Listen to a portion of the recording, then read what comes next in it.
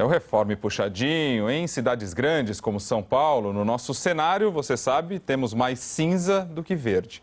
Mas sempre tem gente tentando mudar isso, né? E algumas pessoas aproveitam os telhados para montar uma área com plantas. São os telhados verdes. E hoje, no Reforme Puxadinho, nós vamos mostrar como fazer essa transformação.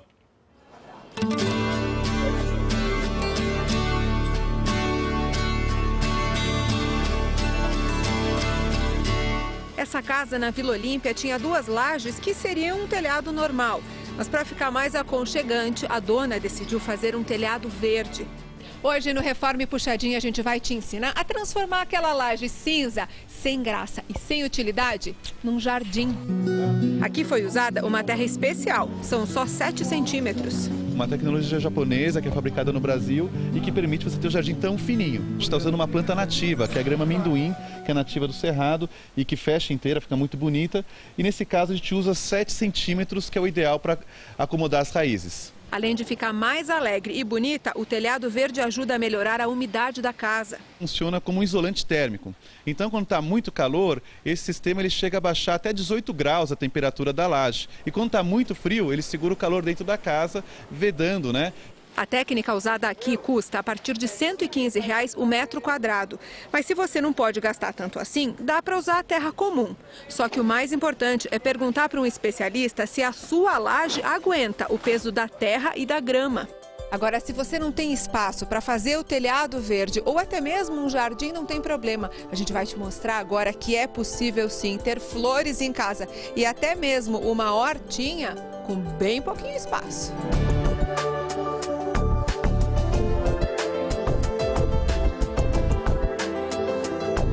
Você vai precisar de alguns vasos como esse e pode colocar em qualquer lugar da casa. Quem tem um apartamento pequenininho, uma sacada pequena, então a pessoa pode ali fazer a sua hortinha com vários temperos. Como, por exemplo, aqui eu tenho tomilho, tenho manjericão, pimenta, que fica aí um colorido para a sacada, né? É fácil.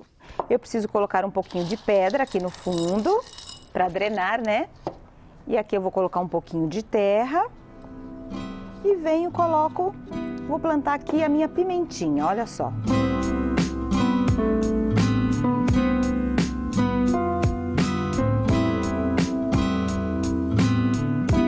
Agora, se você não quiser deixar vasos assim pela casa ou pense em ter uma horta ainda menor, também dá. E com apenas uma concha de feijão, daquelas grandes. Como é que a gente vai plantar alguma coisa aí dentro? A mesma coisa, vamos colocar um pouquinho das pedras, olha só. Vou colocar um pouquinho das pedras. Vou colocar a terra. E se não tiver nenhum lugar para pendurar, tem outra opção? Você pode pegar uma madeira de demolição. Como essa, madeira de demolição. Aqui eu tenho um bracinho, esse braço aqui, de pássaro. Eu posso colocar um caldeirão e fica uma peça super diferente também para casa e não vai ocupar tanto espaço.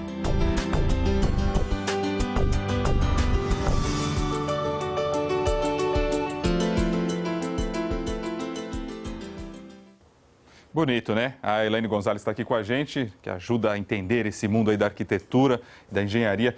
Elaine, primeiro, esse último é mais decoração, né? Que a gente acabou de ver, tem mais a ver com decoração e tal. Mas o telhado verde, esse sim acho que é importante a gente discutir, né? Porque ele pesa, tem a questão de infiltração, tem muita gente usando isso. Quais os cuidados, só para reforçar?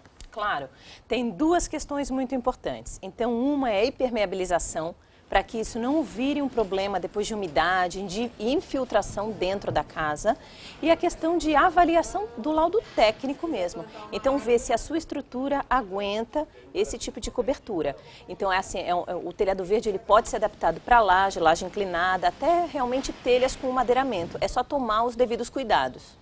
Então, mas é perigoso porque você envolve terra e depois você tem que adubar. Eu lembro uma vez nos Estados Unidos, ainda fiz uma reportagem lá de um bairro no Brooklyn, perto de Nova York, que as pessoas, elas, em cima do telhado mesmo, elas faziam hortas. É possível também. Vendiam depois ali para os restaurantes da região. Quer dizer, dá para fazer um negócio, mas desde que tenha cuidado. Eu lembro que a questão da impermeabilização era um ponto sério ali. Sim, essas 2 questões são importantes porque vai exercer um peso por metro quadrado. E isso pode variar de 60 a 250 quilos por metro quadrado. Então, é importante que seja assim avaliado e aí depois executado. Ou seja, medir então a questão da impermeabilização para que não tenha vazamento e também a questão do peso para que tudo não desmorone, né? Isso, para que tudo ocorra bem. E para que fique bonito também. Vamos dar uma olhada aqui no nosso telão, tem as perguntas que os telespectadores mandam para a gente, cheio de dúvidas, querem reformar a casa, deixar tudo muito bonito. Flávia Mato Grosso. Mato Grosso é o sobrenome, mas ela é do Campo Belo, aqui em São Paulo. Tenho 2 filhos pequenos e gostaria de saber se vale a pena investir naquelas tintas que são fáceis de limpar. A criançada gosta de botar as coisas na parede, né? Vale sim, Flávia. Essas tintas são conhecidas como laváveis e elas têm um aditivo na composição que vai permitir repelir os líquidos e também manchas como lápis de cor, giz de cera, ketchup, que sejam removidos com facilidade. Como remover? Pano úmido e um detergente neutro e a parede volta a ficar novinha. Na hora que somar tudo, sai mais barato do que pintar a parede de novo? Com certeza, vale a pena sim. Tá aí a dica então. Agora, Rodrigo Camargo, Jardim Diamante. Estou reformando minha cozinha e não quero colocar piso frio. Existe outro tipo de revestimento para a área? Cozinha sem piso frio? Até eu fiquei curioso. O que dá para fazer? Rodrigo, existe. Na verdade, você não precisa ficar preso aos pisos frios. O que acontece é a facilidade de manutenção que esses pisos vão ter. Você pode até trabalhar com uma madeira. O que é importante levar em consideração? Uma tonalidade mais escura, para que ela não absorva tanto manchas. E depois a questão de uma aplicação de uma resina. Por quê? Porque ela vai permitir um tráfego mais intenso. Agora, se for para dar uma dica para o Rodrigo, o que eu iria fazer como sugestão? Na área da bancada, trabalhar como se fosse um tapete, um recorte de piso com uma pastilha ou ali um piso frio, que é a área que vai pegar mais respingos. O restante pode ser a madeira ou pode ser o laminado, desde que se tenha os cuidados também. Cuidados também com a higiene, né? Agora, Daniele de Oliveira, de Barueri, aqui na Grande São Paulo. Existem vários tipos de lâmpadas no mercado, a gente sabe, né? Uma infinidade. Qual é a mais indicada para a sala de jantar? É possível usar em diferentes alturas? Ou seja, ela quer saber a intensidade da luz e também o posicionamento. Claro. Aí, Daniele, vale uma dica. A sala de jantar é um ambiente que você toma desde um café da manhã até um jantarzinho romântico. Então, você pode optar por um pendente, por um lustre.